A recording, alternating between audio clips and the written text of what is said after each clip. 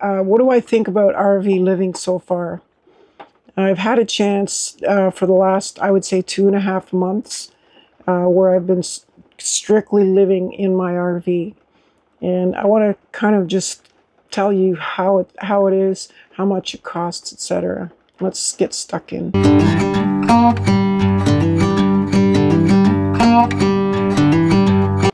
So, I've been planning this for a couple of years now. You know that. I've been talking about it in the videos. I've been talking to my friends, fellow hikers about it. It was always something I wanted to do. And I finally, pulled the trigger on it and just went for it. And it's nice because I'm not, obligated to anybody. I'm not committed to anybody. Otherwise, my decision might have been totally different. Really. It involves kind of liberating yourself from the things that tie us to certain areas, such as owning a house. It kind of changes the landscape for the way that I live, which I have to embrace. And it can be scary. Like I worry about my safety now sometimes when I'm in certain areas.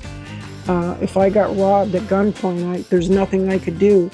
And also, like, everything I have is right here. My whole life is inside of this RV.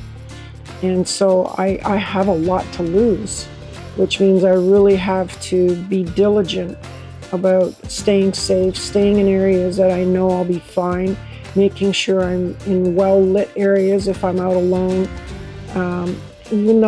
I can take care of myself, but I'm getting on in years. I'm not 20 years old anymore. I can't just go through the world fearless like I'm untouchable. When I was 20, everybody I knew, we were invincible. We just thought we'd live forever and nothing could hurt us. And so we lived life with reckless abandon. Those days are long gone now. Also, cost. Cost is important. I find it's much cheaper to live in an RV, but you have to be careful. There are traps I'm noticing. There are little things. There's an entire industry designed just to take your money, and they're on it, And I have another video about this, but it's basically where big corporations are coming in, equity investments and stuff, where they come in and buy up everything and then jack the prices up. That makes things expensive. But the thing is, there's a movement going on right now where more and more people are adapting to a nomadic lifestyle, partially because they can't afford anything else. It's impossible to get into a house nowadays. I don't envy the young people starting out fresh. If they're trying to get a house, how do you get into $1 million house without getting a mortgage that straps you down to the point of you got to use leaves to wipe your ass when you're because you're so broke? That is, I'm sure, an issue for a lot of people that are living this lifestyle. But then you've got the other end of the spectrum where it's very high-end rich people, older people that are now phasing out. So this is a lifestyle that people are looking to, and it's growing. The movement is growing. So what's going to happen now, unfortunately, is the vultures will come. The big corporations will come in and try to monopolize where we are and how we stay somewhere and how much we pay for it. This is a problem. So whenever we talk amongst ourselves and we have different things that we can do, like BLM, Bureau of Land Management, this is government land that you can go and use for very cheap. There's also state parks that are fairly cheap if you buy blocks of them. And then there's the usual thing that a lot of people do too. They'll just park in behind Walmarts or Cracker Barrels or Flying J, gas stations, truck stops.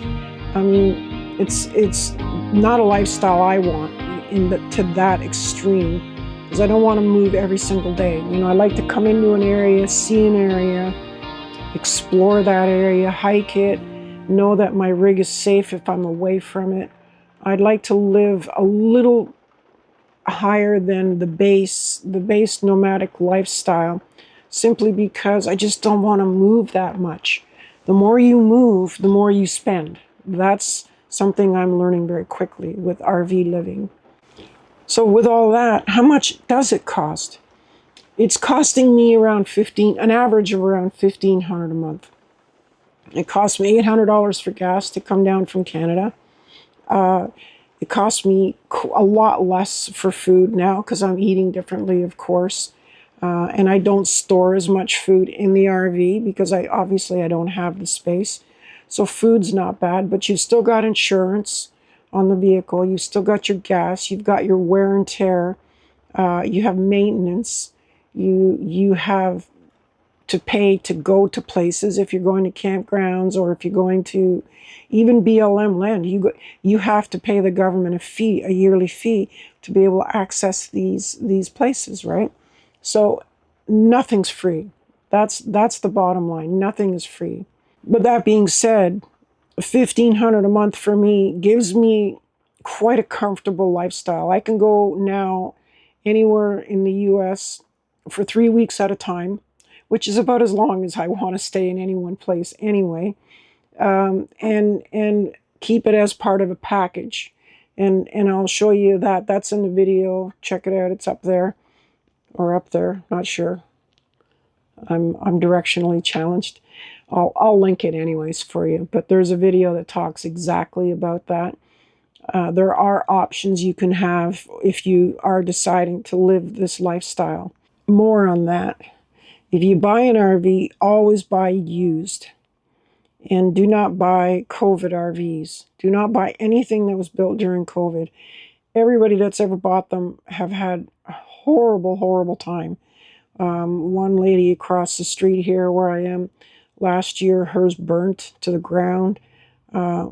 Things just happen. It's the quality, the workmanship, if you're going to buy something, buy used, buy something that's broken in, buy something that's proven itself. Most of the repairs and the initial costs have already been taken care of for you. And so, yeah, that would be my suggestion to you if you're going to buy something. Now let's talk about some people that, like, because I'm on trail, I have, there's a whole subculture there. And most of the people, well, I wouldn't say most of the people, but about a quarter of the people that hike through hikes live in their van or a small RV. And most of them, unfortunately, I'm noticing from my research, is that they end up spending more money than I'm spending now, simply because they think that by doing it themselves, they're going to save way more money. And so they build out these vans. They keep going around in circles and having to redo certain parts, like, the electrical or the plumbing or just the general layout of the van. Then there's the cost of the van itself. You can't buy a transit van now for under 60, 70 grand, and that's a base model. That's not even a very long one. That's probably only like an 18-footer. Then it's going to cost you another 40 grand to build it out completely inside. So you're looking at 120, 130 grand. It's better to get one, in my opinion. This is just for me. You do you do what you want. But for me, I preferred to buy something used for less money than that, because I paid very cheap. I got a really good deal on this one. And also, I didn't have to build it. I didn't have to keep chasing my tail around, doing all the work and taking a year to build it out. It's already all here. Everything's in place. I'm living in total comfort. I have all the amenities that I need. I have no warranties, mind you, but I buy insurance for it, for just those things. And that's something I spent a little extra money on, to make sure that when something goes wrong in here, and it's big, like a furnace or a fridge or something, that I can get it on insurance. So that's just me talking to you about you thinking about living this lifestyle. I would urge you to really look at those aspects of RV living. I guess basically I'm just trying to stop you from getting ripped off. It's so easy. There's so many rip-off artists out here, like Camping World or whatever it's called. Don't ever buy an RV from them. They're the worst on the planet. Don't ever buy an RV up in the Toronto area from a place called Owasco. I have a video up here about um, how they ripped me off big time because I was a noob. I didn't know. I didn't know any better.